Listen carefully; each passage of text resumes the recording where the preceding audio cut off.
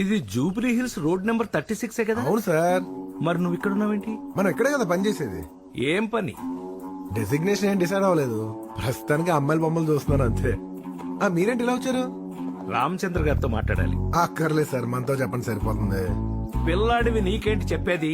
ఆయనకి సెక్యూరిటీ కావాలో వద్దో కనుక్కురమ్మని కమిషనర్ గారు పంపాడు. మనం ఉండగా ఆయనకి ఎందుకు సార్ సెక్యూరిటీ?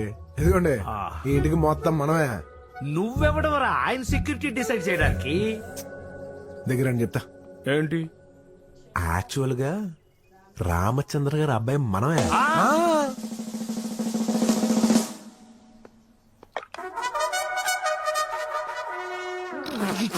నిజం సార్, రామచంద్ర గారి అబ్బాయి మనమే. మీ మీద ఒట్టు.